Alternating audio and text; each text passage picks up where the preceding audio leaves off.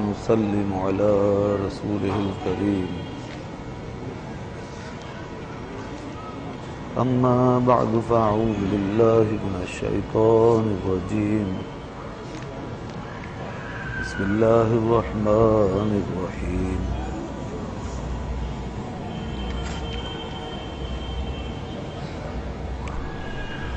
قال الله تبارك وتعالى في كلامه المجيد والفرقان الحميد: ولما جاءهم كتاب من عند الله مصدق لما معهم وكانوا من قبل يستفتحون على الذين كفروا فلما جاءهم ما عرفوا كفروا به فلعنة الله على الكافرين. بئس ما اشتروا به أنفسهم أن يكفروا بما أنزل الله بغيا أن ينزل الله من فضله على من يشاء من عباده فباءوا بغضب على غضب وللكافرين عذاب مهين. صدق الله العلي العظيم وصدق رسوله النبي الكريم. سورۃ پاک پڑھیں. اللهم صل على سيدنا ومولانا محمد وعلى آل سيدنا ومولانا محمد وبارك وسلم وصل عليه صلاة وسلام عليك يا سيدي يا رسول الله وعلى آلك وأصحابك يا سيدي يا حبيب الله. ارشاد فرمایا کہ ولما جاءهم کتاب من عند اللہ، اور جب ان کے پاس آ گئی کتاب اللہ کی طرف سے، اللہ کے پاس سے، وہ کتاب جو تصدیق کرنے والی، مصدق ہے لما معاہم، اس کے لیے، اس کی جو ان کے پاس موجود. آپ کو یاد ہوگا کہ وہی تسلسل ہے. ہم اس سے پہلے متعدد آیتوں میں یہودیوں کے حالات کا جائزہ لے چکے ہیں. یہ قوم ہے جس کو اللہ نے کتاب بھی دی اور جس میں اللہ نے اپنے بہت سارے انبیاء کو بھی بھیجا جن کی ہدایت کی لی، مگر اس قوم نے ہمیشہ سرکشی سے کام لیا، ہر درمی سے کام لیا. اس نے کبھی مان کے نہیں دیا. اور پیچھے بتایا گیا کہ کس طرح انہوں نے اللہ کے نبیوں کا مذاق اڑایا، ان کی تکذیب کی، ان کو جھٹلایا، اور ان میں سے کئیوں کو تہ تیب کیا، یعنی قتل بھی کیا. اور اس کے بعد جب سب سے بڑی سچائی اور سب سے بڑا پیغام دین اسلام کی صورت میں ان کے پاس پہنچا، اور اللہ کے آخری رسول حضرت محمد مصطفیٰ صلی اللہ علیہ وسلم تشریف لائے پوری دنیا کے لیے، سارے عالموں کے لیے نبی بن کر، رسول بن کر. تو آپ جس طرح دنیا کی ساری قوموں کے لیے رسول تھے، اسی طرح اس قوم کی طرف بھی آپ رسول بن کر تشریف لائے، اور آپ کی ہدایت سب کو شامل.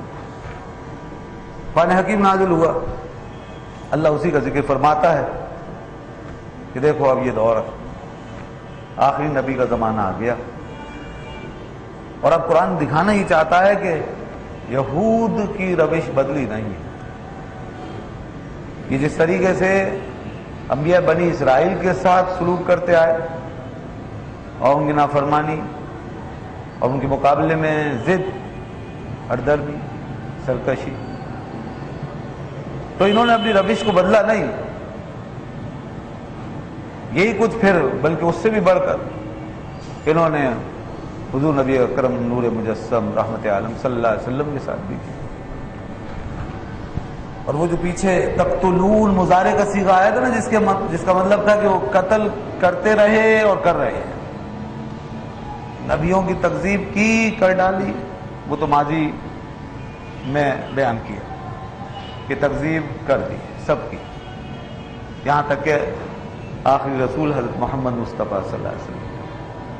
مگر قتل کے لیے سازشیں جیسے پہلے کی انہوں نے، اسی طرح اب بھی ان سازشوں میں مصروف ہیں، اس کے لیے ترکیبیں استعمال کر رہے ہیں. تو دیکھیے انہوں نے یہاں تک کہ یہ بھی پروگرام بنا لیا کہ ان کو راستے سے ہٹا دیا جائے، نعوذ باللہ، اور ان کا پتہ ہی صاف کر دیا۔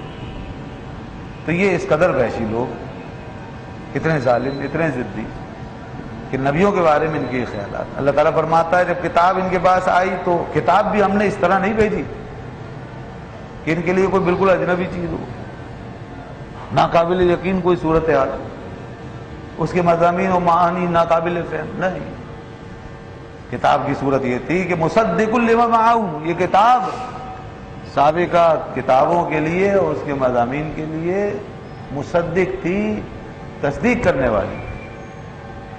تو تصدیق کرنے والی جب یہ ہے تو اس کا مطلب یہ ہوا کہ تضاد نہیں ہے، ایسا نہیں ہے کہ ایک دوسرے سے بالکل الگ ہوں، دونوں راستے جدا، بالکل ایک مشرق میں دوسرا مغرب میں، صرف احکام کا فرق تھا، باقی دین، شریعت، اخلاقیات، اس کی بنیادیں ایک ہی تھی، احکام شرع میں فرق تھا، اور احکام شرع کا جو فرق تھا وہ زمانے اور ماحول کے لحاظ سے تھا، ورنہ مقاصد جو شریعت کے ہیں احکام کے وہ برابر تھے، سیم۔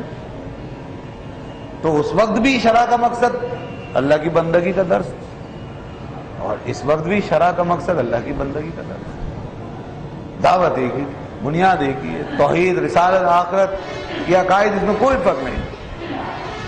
تو تصدیق ہو رہی ہے نا، اب جب تصدیق ہو رہی تھی تو پھر تو ان کی سمجھ میں آ جانا چاہیے تھا، لیکن نہیں، جب دلوں پہ پردہ پڑ جائے اور انسان ضد پر اتر آئے اور نفرت کے راستے پہ چلنے لگے تو پھر وہ مصدق ہو، کوئی چیز ہو، کتنا ہی موافق ہو، سملر ہو، نہیں مانتا۔ جب انکار پہ آدمی اتر آیا تو پھر نہیں مانتا۔ تو فرمایا کہ دیکھو جو کتاب آئی تھی ان کے پاس اللہ کے یہاں سے، وہ ان کی تصدیق کر رہی تھی، ان کی کتابوں، وَكَأَنُّهُ مِن قَبْلُ يَسْتَفْتِحُونَ عَلَى الَّذِينَ كَفَرُوا۔ اب یہ بڑی زبردست بات ہے، اور اس سے پہلے ان کا ایک اور واقعہ یہ بھی تھا کہ پہلے نبی آخر الزمان صلی اللہ علیہ وسلم کی بعثت سے پہلے نہ جانے کتنے صدیوں سے، سالوں سے یہ ان کا طریقہ رہا، کیونکہ ان کے علم میں تھا کہ آخری زمانے میں اللہ کے محبوب پیغمبر تشریف لائیں۔ اللہ تعالیٰ فرماتا ہے یہ ہمارے نبی کے انتظار میں اور عقیدت میں اس طرح وقت گزار رہے تھے اور اس کا اس طرح انتظار کرتے تھے کہ جنگوں میں، لڑائیوں میں جب ان کے لیے کوئی مشکل صورتحال پیش آتی تو یہ باقاعدہ نبی آخر الزمان صلی اللہ علیہ وسلم کا وسیلہ پیش کرتے تھے۔ اور فرمائیے آپ وَكَانُوا مِن قَبْلُ يَسْتَفْتِحُونَ، فرمایا پہلے سے یہ چلا آ رہا تھا، یستفتحون، فتح طلب کرتے تھے، عَلَى الَّذِينَ كَفَرُوا، ان لوگوں پر جو کافر تھے اس وقت۔ تو کافروں کے مقابلے میں جب یہ لڑتے تھے تو اس وقت یہ نبی آخر الزمان صلی اللہ علیہ وسلم کے وسیلے سے فتح طلب کرتے۔ یہ بات یہاں پر بیان کی گئی، اور یہ تاریخ کا ایک حوالہ جو ہمارے سامنے رکھ دیا گیا کہ یہودی اس حد تک آپ علیہ الصلوۃ والسلام کے انتظار کی کیفیت میں تھے اور آپ سے ایسی عقیدت و محبت رکھتے تھے، اچھی طرح جانتے تھے کہ نبی آخر الزمان کا مقام و منصب کیا ہے، ظاہر ہے جبھی تو وسیلہ بنا کر پیش کر رہے ہیں، حالانکہ ان کے اپنے نبی بھی ہیں جو ان کے لیے محترم ہستیاں ہیں اور اللہ کے مقرب بندے ہیں، مگر چونکہ وہ یہ جانتے تھے کہ آپ علیہ السلام سید الانبیاء ہیں، سید المرسلین ہیں، نبیوں کے بھی امام ہیں، پیشوا ہیں، اس لیے وہ افضل ترین وسیلہ، سب سے بڑے محبوب کا وسیلہ اللہ کے حضور میں پیش کر رہے ہیں۔ تو اور اس وقت پیش کر رہے ہیں جبکہ ان کے بعد سے پیشن گوئی ہے، ابھی انہوں نے دیکھا نہیں، آپ کا زمانہ پایا نہیں، ابھی حضور تشریف نہیں لائے، تو آپ صلی اللہ علیہ وسلم کی بعثت سے، ولادت سے پتہ نہیں کتنے 100 سال 1000 سال پہلے یہود یہ کام کرتے رہے۔ قرآن کہتا من قبل، پہلے سے یہ سلسلہ چلا آ رہا۔ اس سے بات پتہ چلی کہ دنیا کی تمام مسلمان قومیں ہم سے پہلے بھی اور آج بھی وہ اس بات پر متفق ہیں کہ اللہ کے حضور میں وسیلہ پیش کیا جا سکتا ہے۔ مسلمانوں کا یہ طریقہ رہا ہے، کہ مقربین کا وسیلہ پیش کیا جاتا ہے، کیا جا سکتا ہے، کیا جانا چاہیے. یہ بات ثابت ہو رہی ہے نہیں ہو رہی ہے؟ اور اس کی کوئی قرآن مجید مذمت نہیں کر رہا، یہ تو حوالے کے طور پہ، یہ تو یہودیوں کے خلاف، ان کی موجودہ روش کے خلاف حوالہ دے رہا ہے قرآن کے. اب تم کیا کیا کر رہے ہو اور اب تم کیوں انکار کر رہے ہو جبکہ تم نے ماضی میں اسی دامن رحمت کے وسیلے سے فتح طلب کی ہیں اور آج اس کے مقابلے میں کھڑے ہو. یہ بات قرآن ان کو بتانا چاہتا ہے. تو اس کا مطلب ہوا کہ اللہ کے محبوب کا وسیلہ یا محبوب بندوں کا وسیلہ پیش کرنا چاہیے، اس میں کوئی حرج نہیں، یہ کوئی شرک نہیں ہے. یہ شرک ہوتا تو قرآن اس کا حوالہ نہیں دیتا. اور پھر دوسری جگہ قرآن مجید اپنے نیک، اللہ کے نیک بندوں کا جو طریقہ بیان کرتا ہے وہ کچھ اس طرح ہے: اولئک الذین یدعون ربهم یبتغون الی ربهم الوسیلہ ایہم اقرب الیہ. دیکھو یہ جو اللہ کے بندے ہیں، یہ مقرب بندے یعنی اولیاء، ملائکہ، انبیاء جو اللہ کے مقربین ہیں، ان کا طریقہ و وتیرہ یہ ہے کہ یہ اپنے درمیان یبتغون الی ربہم الوسیلہ، کہ اپنے درمیان یہ دیکھتے ہیں، ڈھونڈتے ہیں وسیلے کو. کس کے وسیلے کو؟ ایہم اقرب الیہ، کہ ان میں کون اللہ کے زیادہ قریب ہے اس کے وسیلے. یہاں سے بھی پتہ چل رہا اقرب الیہ یعنی جو زیادہ قریب ہے اس کا وسیلہ پیش کرتے ہیں. اقرب الیہ. تو بھائی دیکھیے آپ اس میں کیا حرج ہے؟ یہ بات قرآن سے ثابت ہو رہی ہے. اور دوسری جگہ یہ بھی فرمایا کہ اے ایمان والو اللہ کی راہ میں جہاد کرو، وابتغوا الیہ وسیلہ، اور اللہ کی طرف وسیلہ ڈھونڈو. یہ بات بھی موجود ہے. حکم. اب اس میں وسیلے سے مراد بعض لوگ کہتے ہیں یہ اعمال کا وسیلہ مراد. چلو اعمال کا ہی صحیح، اعمال کا وسیلہ تو ثابت ہوا. اب عمل کا وسیلہ کیوں مانا ہے آپ نے؟ اس لیے مانا کہ عمل کو نسبت ہے اللہ کی اطاعت سے. تو عمل کو نسبت ہوئی نا، اس نسبت کی وجہ سے عمل محترم ہو گیا، متبرک. بھئی عمل کو نسبت ہوئی اور ان ہستیوں کو کوئی نسبت نہیں. عمل کو نسبت ہے تو ان ہستیوں کی بھی ایک نسبت ہے، اور وہی نسبت ہے کہ یہ عمل جو ہے ہم نے اللہ کے لیے کیا، اور ان ہستیوں کا معاملہ یہ ہے کہ انہوں نے اپنی زندگی بھی اللہ کے لیے وقف کر دی.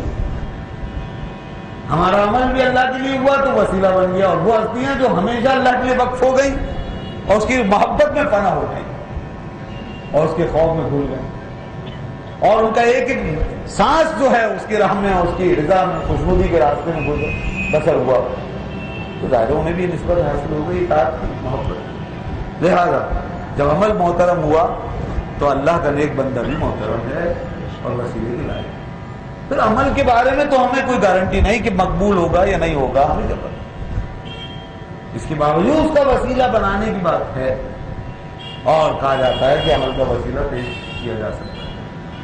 تو بھئی جو چیز کہ جس کے بارے میں تیقن نہیں ہے، یقین نہیں ہے کہ وہ مقبول ہے بھی یا نہیں، اس کا وسیلہ بنانے پہ اتفاق کر لیا گیا، تو اللہ کے محبوب کے بارے میں کیا خیال ہے آپ؟ رسول پاک صلی اللہ علیہ وسلم کے بارے میں کیا خیال؟ کم از کم اس بات پر تو پوری دنیا متفق ہو، سارے فرقے، ساری دنیا، تمام لوگ دنیا. باسا یا باتا کا ربوں کا مقام محمود. اللہ فرماتا ہے آپ کو اللہ، آپ کا رب مقام محمود کو فائز فرمائے گا. ان کی محبوبیت کی کیا بات ہے؟ تو وہ تو شان بالکل قطعی اور حتمی اور متفق علیہ. تو وہ عمل جس کے مقبول اور مردود ہونے کا پتہ نہیں، جب وہ وسیلہ بن سکتا ہے تو وہ ذات جو ہر حال میں محبوب ہے، قرآن کی نص سے، احادیث سے، دین اسلام کی واضح روشنی، پوری دنیا کے اتفاق کے ساتھ جو ہر حال میں محبوب ہے، اس کا وسیلہ پیش کرنا کیوں منع؟ اس کا وسیلہ پیش کرنے میں کیا ہے؟ لہذا آقا نامدار صلی اللہ علیہ وسلم کا وسیلہ، اور اسی طرح اللہ کے نیک محبوب بندوں کا وسیلہ جن کے بارے میں ہمیں معلوم ہے، امت جن کے بارے میں شہادت دیتی ہے کہ اللہ کے نیک بندے، ان کا وسیلہ پیش کیا جا سکتا ہے. کسی کے عمل کی شہادت کوئی دوسرا آدمی نہیں دیتا، نہ خود وہ دے سکتا ہے، مگر جن محبوبوں کی بات کی جاتی ہے ان کے لیے کروڑوں زبانیں ہیں جو بول رہی ہیں، کروڑوں زبانیں ہیں بول رہی ہیں کہ اللہ کا وسیلہ، جن پہ ایک بڑی دنیا کا، بڑے بڑے علماء کا، اور بڑے بڑے صلحاء اور عابدوں زاہدوں کا اتفاق. اور آپ صلی اللہ علیہ وسلم نے فرمایا انتم شہداء اللہ فی الارض، تم زمین میں اللہ کے گواہ ہو. جس پر تم اتفاق کر لیتے ہو یعنی تمہارے نیک لوگ، علماء، مشائخ، بس وہ چیز قائم ہو جاتی ہے، وہ ثابت ہو گئی. فرمایا کہ اچھی چیز کیا ہے، حسن کیا ہے، کبھی کیا ہے، کون سا عمل اچھا ہے؟ فرمایا ما رآہ المؤمنون حسنا فہو عند اللہ حسن. جس کو مومنوں کا معاشرہ، اہل ایمان، علماء، صلحاء جس کو اچھا قرار دے دیں، بس وہ اللہ کے یہاں بھی اچھا ہو جاتا ہے. فما رآہ المؤمنون قبیحا فہو عند اللہ قبیح. اور جس کو مومنوں کا معاشرہ کبھی سمجھے، برا سمجھے، وہ اللہ کے یہاں بھی برا ہے. یہ پیمانہ ہے. تو اس لیے جن بزرگوں کی بات ہوتی ہے وہ سب اللہ کے محبوب بن گئے اور مومنوں نے ان کو محبوب قرار دیا. تو بہرحال وسیلہ جو ہے یہ اللہ کے حضور پیش کرنے میں کوئی مظاہرہ نہیں. اور یہ جو یوں کہا جاتا ہے کہ فلاں ہماری مدد فرمائیے، فلاں ہماری دستگیری، یہ بھی وسیلہ ہی ہے، وسیلہ ہی ہے. براہ راست مخاطب ہو کر بات کی جائے یا اللہ کے حضور میں یوں عرض کیا جائے بار اللہ فلاں کے وسیلے سے نہیں. اس لیے کہ دونوں صورتوں میں عقیدہ یہی ہے کہ حقیقتاً مدد فرمانے والا اللہ ہی ہے. حقیقت میں مدد اللہ ہی کرے گا، بندہ نہیں کرے گا. بندہ صرف وسیلہ بنے گا، ذریعہ بنے گا. اس کی توجہ، اس کا التفات، اس کی دعا، اس کی برکت سب وسیلہ ہے. اصل میں تو اللہ ہی کا اشارہ اور اسی کی طرف سے حکم ہوتا ہے. یہ بات ذہن میں رکھیے گا. تو وسیلہ ہی ہے. بہرحال بہتر صورت یہی ہے کہ کسی کو وہم نہ ہو کہ اللہ اپنے بلا بندے کی وسیلے سے میری مدد کرے. بہترین طریقہ یہ ہے. اس طریقے سے اگر دعا کی جائے تو بہت سے لوگوں کو اشکال نہیں کرے گا کہ اللہ صاحب مزار کے وسیلے سے میری مدد. حضرت آدم صفی اللہ علیہ السلام نے وسیلہ بنایا اسی انداز سے. دیکھیے آپ کب سب سے پہلے وسیلہ بنا کر، وسیلہ پیش کر کے دعا جس ہستی نے مانگی ہے وہ آپ کے، میرے، پوری انسانیت کے والد حضرت آدم علیہ السلام. والد گرامی جو ہیں وہ تو وسیلے سے، وسیلہ پیش کر کے اپنی مغفرت اور نجات چاہیں، اور اولاد گرامی جو ہے وہ کہے کہ وسیلہ شرک ہے. یہ والد و ولد میں ذرا اختلاف دیکھ لیجیے آپ کہ کون والد کے راستے پہ ہے اور کون نہیں. ادھر حدیثوں میں متعدد محدثین نے بیان فرمایا حضرت آدم علیہ السلام سے جب لغزش ہو گئی اور جب وہ دنیا میں ان کو بھیج دیا گیا تو کئی سو سال ہوتے رہے، گڑ گڑاتے رہے. حالانکہ وہ کوئی گناہ نہیں تھا، ایک بھول تھی، لیکن ان کا مقام بہت بلند ہے، اس لیے وہ اس بلند ترین مقام کے تقاضے کے ساتھ ہو رہے ہیں اور بندگی کا ایک فرض ادا کر رہے ہیں. اللہ والوں کی اپنی اپنی حالتیں ہوتی ہیں. امام غزالی رحمۃ اللہ علیہ نے لکھا ہے کہ 200 سال تک حضرت آدم آنسو بہاتے رہے، 200 سال تک روتے رہے. اور پھر اس کے بعد ایک دفعہ ایسا ہوا کہ انہوں نے دعا مانگی اور اس دعا کے اندر کچھ ایک ذرا مختلف انداز میں ایک بات عرض کر دی. آج اللہ کے حضور میں انہوں نے صرف دعا ہی نہیں مانگی بلکہ دعا کے ساتھ ایک وسیلہ ہی پیش کر دی، اور وہ یہ تھا کہ اے اللہ میں بحق محمد، اللہم انی اسألوک بحق محمد ان تغفر لی. اے اللہ میں تجھ سے محمد صلی اللہ علیہ وسلم کا کہ حق کا وسیلہ پیش کرتا ہوں، ذات کا وسیلہ پیش کرتا ہوں تیری بارگاہ میں، اور تجھ سے سوال کرتا ہوں میری مغفرت فرما دے. جب پہلی دفعہ حضرت آدم کی زبان پہ محمد کا نام آیا تو وہ علیم و خبیر ذات جو سب جانتا ہے اس نے آدم سے پوچھا کہ آدم کیف عرفت محمدا ولم اخلقہ، اے آدم تم نے محمد کو کیسے جان لیا، ابھی تو میں نے انہیں پیدا ہی نہیں کیا. اب جو حضرت آدم نے بات کی ہے ذرا اندازہ کیجیے اللہ نے اپنے محبوب کو کیسا مقام عطا فرمایا. حضرت آدم نے عرض کیا باری الہ جب تو نے لما خلقتنی بیدیک، جب تو نے مجھے اپنے دست قدرت سے بنایا، پیدا کیا، ونفخت فی من روحک، اور میرے اندر جب تو نے اپنی روح سے پھونک دیا اور مجھے جب تو نے زندہ کر دیا تو رفعت راسی، میں نے سر اٹھایا.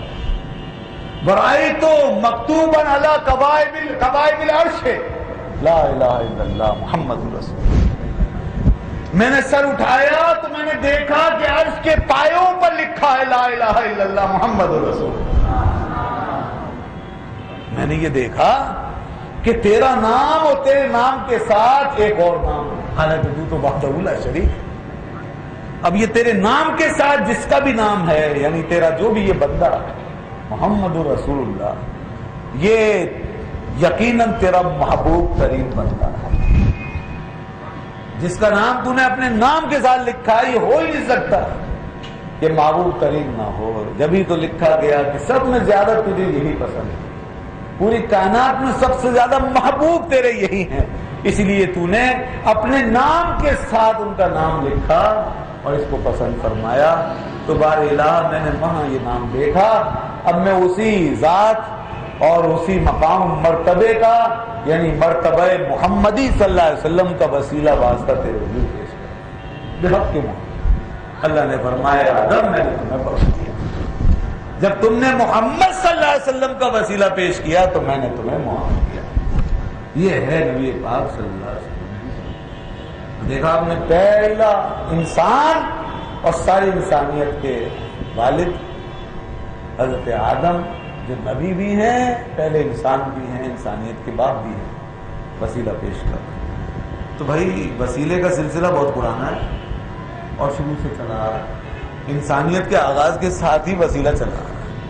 یہاں سے پتہ چلتا ہے بغیر وسیلے کے بات نہیں بنتی، گاڑی آگے نہیں چلے گی اور بات نہیں بنے گی، وسیلہ بنانا چاہیے اللہ کے محبوبوں کا، اللہ کے مقرب لوگوں کا، بندوں کا، اس میں کوئی مذائقہ نہیں، کوئی حرج نہیں، اور یہ کوئی ادعونی استجب لکم کے خلاف نہیں ہے، یہ دعا ہی کا حصہ اور طریقہ ہے، دعا ہی کا طریقہ ہے، دعا مانگنے کا طریقہ۔ اللہ نے فرمایا مجھ سے مانگو میں ہی دوں گا، مجھ سے مانگو، ادعونی استجب لکم۔ بے شک لوگ سمجھتے ہیں یہ جو وسیلہ بیچ میں اٹکا دیا آپ نے تو یہ تو اللہ کے اس آیت کے، قرآن کی اس آیت کے خلاف، کوئی آیت کے خلاف، اسی سے مانگ رہے ہیں مگر اس طریقے سے، وسیلے سے۔ تو اس لیے وسیلہ پیش کرنے میں کوئی قباحت نہیں ہے بلکہ مستحب ہے۔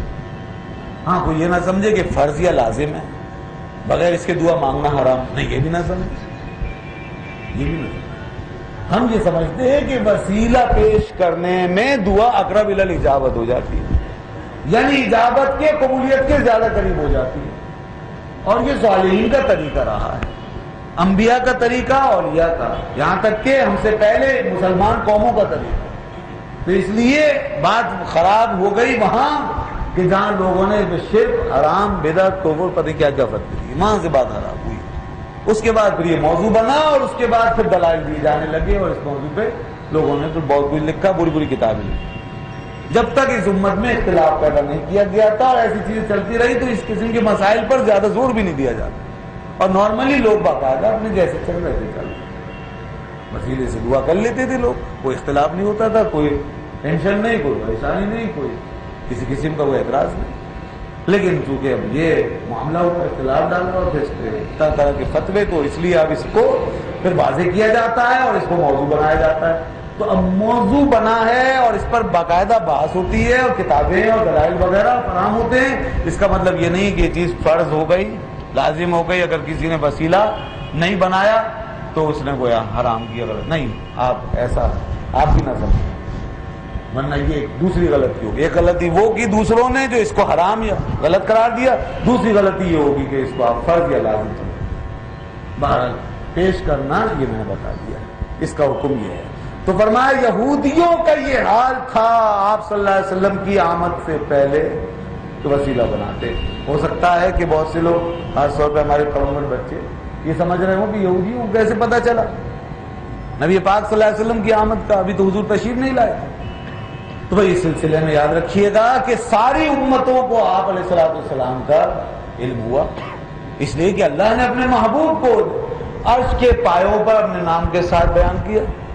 آدم علیہ السلام کو وہاں سے علم ہوا، اور اس کے بعد پھر نہ جانے کہاں کہاں سے ان کو بتایا گیا، ان کی وحی میں، ان کے صحیفوں میں، اور پھر اس کے بعد جو صحیفے اور کتابیں آتی رہی ہیں اس کے اندر آپ علیہ السلام کا ذکر ہوتا رہا، اور قرآن اس سلسلے میں بتاتا ہے لَتُؤْمِنُنَّ بِهِ وَلَتَنْصُرُنَّ، سارے نبیوں سے اللہ نے یہ ایک عہد لیا عالم ارواح میں کہ تمہارے پاس تمہارے بعد جب میرا رسول آئے، ثم جاءکم رسول، جب تمہارے بعد رسول آئے تو تم سب ایمان لانا، ضرور ایمان لاؤ گے اور ان کی مدد کرو گے۔ تو وہ ایمان بھی رکھتے تھے انبیاء، اور مدد بھی یوں کر رہے تھے کہ حضور کی آمد کی باقاعدہ بشارت دیتے اور اپنی اپنی امتوں کو آپ کے بارے میں بتاتے کہ اللہ کے ایک سب سے بڑے محبوب پیغمبر آنے والے ہیں، آخری وقت۔ چنانچہ توریت میں استثناء باب میں آپ کا ذکر ہے، اللہ نے فرمایا موسیٰ علیہ السلام سے کہ میں آخری زمانے میں اپنے آخری رسول کو بھیجوں گا اور اس کے منہ میں اپنا کلام رکھ دوں گا اور وہ میری باتیں لوگوں سے کرے گا، اور جو اس کی اطاعت کرے گا اور اس کے پیچھے چلے گا میں اسے جنت میں بھیج دوں گا، اور جو اس کی نافرمانی کرے گا اسے میں جہنم میں ڈالوں گا، اسے میں حجت بنا دوں گا پوری دنیا کے لیے، ساری امتوں۔ اور پھر اس کے بعد عیسیٰ علیہ السلام کا ذکر آپ پڑھتے ہیں قرآن مجید میں بھی واضح طور پر، اور اس کے علاوہ انجیلوں میں آپ اٹھا کے دیکھیں تو اس میں بھی جگہ جگہ ذکر آپ صلی اللہ علیہ وسلم کا اب بھی موجود ہے۔ قرآن مجید نے بھی بتایا کہ عیسیٰ علیہ السلام باقاعدہ اپنی قوم سے یہ خطاب کر رہے ہیں کہ وہ مبشرٌ برسول یأتی من بعد اسمہ احمد، اور میں بشارت دیتا ہوں اپنے بعد آنے والے اس عظیم رسول کی جس کا نام احمد ہوگا۔ نام بھی بتایا اور علامتیں بتائیں اور بڑی باتیں بتائیں، اور آپ نے یہاں تک کہا کہ میں تم سے اب زیادہ بات نہیں کروں گا، اس لیے کہ میں جاؤں گا اور میرے بعد پھر وہ سچائی کی روح تشریف لائے گی اور وہ تمہیں سب کچھ بتائے گا، یہاں تک کہ تمہیں پوشیدہ خبریں بتائے گا، ما کان وما یکون کی خبریں وہ تمہیں دے گا۔ تو بہرحال یہ سب چیزیں موجود ہیں، اور آج بھی جو بھی عیسائی مذہب کو جانتا ہے اور کوئی اگر انصاف سے کام لیتا ہے تو وہ یقین اس بات کا یقین رکھتا ہے کہ یہ آیتیں ہماری نبی پاک صلی اللہ علیہ وسلم، اور دلوں میں یاد رکھیے گا کوئی عیسائی اور کوئی یہودی ایسا نہیں جو دل کے اندر اپنے اندر جھانک کر دیکھے تو ایسا نہیں ہو سکتا کہ اسے نبی پاک صلی اللہ علیہ وسلم کے حوالے سے یقین کی کیفیت نظر نہ آئے۔ اندر چھپا ہوا ہے اس بات کا اذعان، اس بات کا اعتراف کہ آپ اللہ کے سچے رسول ہیں، مگر اس پہ پردہ ڈال کے، اس سے منہ موڑ کے، دشمنی میں، عناد میں، بغض میں، حسد میں انکار کی تہ چڑھا لی ہے، اور زبان سے آپ کی تکذیب اور آپ کا انکار اور آپ کے ساتھ نعوذ باللہ تمسخر وغیرہ کی سلسلہ جاری رکھتے ہوئے اندر موجود۔ قرآن مجید بتاتا ہے یہودیوں کے بارے میں، یہودی اور عیسائی سب ایک ہی تو تھے پہلے، بعد میں تو حصوں میں بڑھ گئے، تو دونوں کی کیفیت یہی ہے۔ اللہ تعالیٰ فرمایا الذین آتیناہم الکتاب یعرفونہ کما یعرفون ابناءہم، یہ سورہ بقرہ کی دوسری آیت فرمایا کہ جن کو ہم نے کتاب دی ہے وہ جانتے ہیں، پہچانتے ہیں ہمارے پیغمبر کو جیسے اپنے بیٹوں کو جانتے ہیں، کما یعرفون ابناءہم۔ دیکھیے پہچان تھی انہیں اچھی طرح معلوم، پہلے بھی اور آج بھی۔ تو بہرحال پہلے یہ تھا کہ وہ صدق کے دل سے ایمان رکھتے تھے اور وسیلہ پیش کرتے تھے، مگر پھر بعد میں یہ ہوا کہ جب حضور تشریف لے آئے، قرآن کہتے ہیں فلما جاءہم ما عرفوا، اسی جانی پہچانی ہستی کو جب انہوں نے دیکھا اور وہ تشریف لائے، جاءہم جب وہ آ گئے، وہ رسول کون سے رسول؟ ما عرفوا، جن کو یہ جانتے تھے، پہچانتے تھے، کفروا بہ، تو ان ظالموں نے کیا کیا؟ جب حضور تشریف لائے تو انکار کیا، اب انکار کیا، کفروا بہ یعنی کفر کیا آپ کے ساتھ۔ ایک واقعہ ہوا، حضرت صفیہ رضی اللہ تعالیٰ عنہ نے یہ بات بیان فرمائی، جو نبی پاک صلی اللہ علیہ وسلم زوجیت میں آئی، زوجہ عالیہ ہے، سیدتنا صفیہ رضی اللہ، یہودی گھرانے سے تعلق، ایک یہودی عالم کی بیٹی اور ایک یہودی عالم کی بھتیجی، تو اتنا پاپولر گھرانا تھا۔ انہوں نے ایمان لانے کے بعد یہ بات بیان فرمائی کہ جب حضور صلی اللہ علیہ وسلم مدینے میں تشریف لائے اور آپ کی دعوت ملنے لگی تو لوگ آپ کے بارے میں جاننا چاہتے تھے اور وہ آپ کے خدمت میں پہنچتے اور آپ کے بارے میں کہتے یہاں تک کہ یہودی عالم بھی آپ کے خدمت میں عالم ہوتے ہیں۔ تو اسی تگ و دو میں، جستجو میں، طلب میں میرا باپ اور میرا چچا یہ دونوں کے دونوں حضور کے پاس گئے اور جا کر ان نشانیوں کو ٹٹولا اور تحقیق کیا کہ یہ واقعی سچے رسول ہیں، وہی ہیں جن کا ذکر ہماری کتابوں میں ہے یا کوئی اور۔ اب گھر کی بات وہ بتاتی ہیں، کہتی ہیں یہ دونوں حضرات فارغ ہو کے جب گھر لوٹے تو یہ کمرہ بند کر کے اس میں بیٹھ گئے، میرے والد اور چچا دونوں۔ انہیں معلوم نہیں تھا کہ میں کان لگا کے ان کی بات سن رہی ہوں، تو میں دروازے کو اس طرف کھڑی ہوئی بات سن رہی ہوں۔ اب جو گفتگو ہوئی وہ یہ تھی، میرے چچا نے میرے باپ سے کہا کہ یہ وہی ہیں جن کا ہماری کتابوں میں ذکر ہے۔ میرے باپ نے کہا ہاں بالکل بالکل۔ میرے چچا نے کہا تمہیں یقین ہے یہ وہی ہے؟ میرے باپ نے کہا کہ ہاں مجھے پورا یقین ہے، واللہ یہ وہی ہے جن کے بارے میں ہماری کتابیں بیان کرتی ہیں۔ چچا نے کہا کہ بھائی کیا خیال ہے، کیا کرنا ہے؟ تو باپ نے کہا کہ کرنا کیا ہے، بس اب اس کی پوری مخالفت کرنی ہے، ان کا راستہ رو، جب تک زندہ ہو ان کے راستے کی دیوار بنا۔ پہلے تصدیق کی ہے، اندر ہی اندر اعتراف کیا، مانا کہ ہاں وہی ہیں، اور تمام نشانیاں بھی ملاحظہ کر لی۔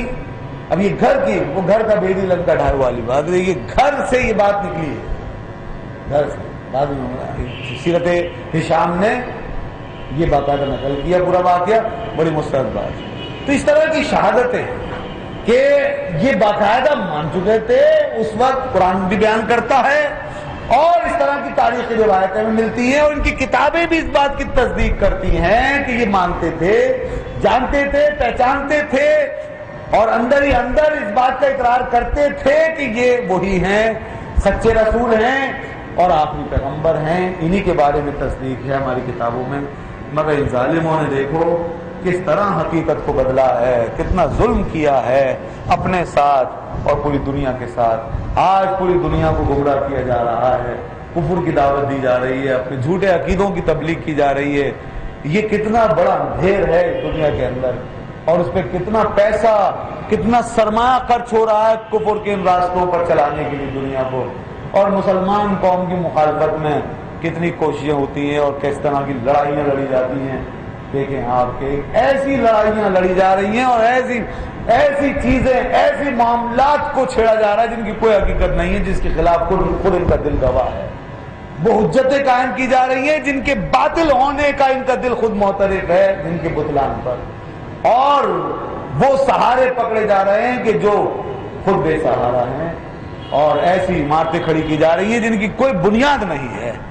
یہ ہے وہ چیز۔ اس لیے مسلمانوں اپنے ایمان پر قائم رہو، تمہارا دین بالکل سچا ہے، تمہارے نبی کی تعلیم بالکل برحق ہے۔ یہ حقائق ہیں، یہ اس لیے ہیں تاکہ مسلمانوں کو اپنے دین میں تقویت ملے اور ہمارے اندر خدا نخواستہ کوئی شک شبہ پیدا نہ ہو، ہم کسی پروپیگنڈے کا شکار نہ ہو۔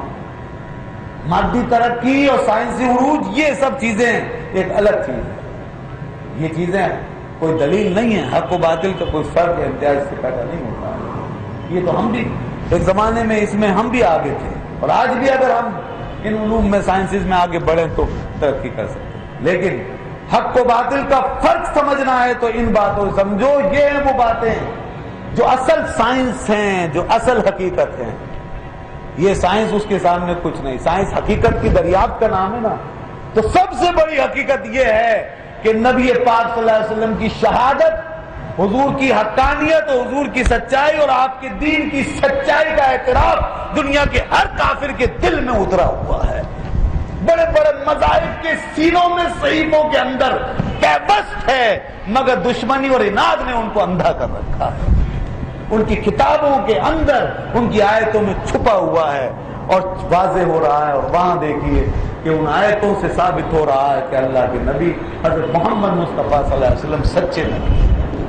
تو قرآن نے کہا دیکھو انہوں نے یہ ظلم کیا، اب ظاہر ہے کہ اتنی بڑی سچائی کو جب انہوں نے مس کیا اور اس کا انکار کیا، لایا، تب ایسے لوگوں پہ کیا رحمت برس گئی؟ لعنت والی بات نہیں، سب سے بڑی لعنت یہ اس لیے اللہ نے آگے بڑے غیظ و غضب سے فرمایا فَلَّعْنَةُ اللَّهِ عَلَى الْكَافِرِينَ، پس لعنت ہو اللہ کی ان کافروں پر، انہوں نے ایک ایسی چیز کا انکار کیا جس کا اعتراف ان کا دل کر چکا. ٹھیک ہے جی. بئس ما اشتروا به انفسهم، اللہ نے فرمایا کہ کیا ہی برا انہوں نے کیا، کتنی بری چیز ہے یہ ما اشتروا به انفسهم، کہ جس کے ذریعے سے انہوں نے اپنی جانوں کا سودا کر لیا. اور وہ کیا ہے ان یکفروا بما انزل اللہ بغیا، یہ کہ انہوں نے کفر کیا اس کے ساتھ جو اللہ نے نازل کیا تھا، اور اس کفر کے پیچھے کوئی دلیل نہیں تھی سوائے حسد کے. فرمایا بغیا، دشمنی تھی، حسد تھا بس. ان ينزل اللہ من فضلہ علی من یشاء، اور حسد اس بات کا تھا ان کو کہ یہ اللہ تعالیٰ اپنی مرضی سے اپنے فضل سے جس پہ چاہتا ہے اپنے بندوں میں سے اپنی وحی اتار دیتا ہے، اپنی نبوت نازل فرماتا ہے. اس بات کا حسد تھا ان کو، نعوذ باللہ، خدا کے فیصلوں پہ کہ اللہ نے یہ مکے میں اور خاندان قریش میں اور اسماعیل کے گھرانے میں یہ نبوت کیوں دے دی، اور وہاں یہ چیز کیوں چلی گئی. ہمیں توقع تھی اسرائیل کے گھرانے میں اور یہاں انتظار کرتے تھے ہم، مگر ان کو اعتراض اس بات پر ہے کہ یہ وہاں کیوں چلی گئی. اس لیے اللہ نے فرمایا کہ ان کو اس بات کا حسد ہے کہ اللہ اپنے فضل سے جس پر چاہتا ہے اپنے بندوں میں سے اپنی وحی، اپنی نبوت، اپنا فضل نازل فرماتا ہے. تو اس نے آمنہ کے در یتیم کو یہ نعمت عطا فرمائی. وہ مالک و مولا ہے، وہ جسے چاہے جو چاہے عطا فرمائے.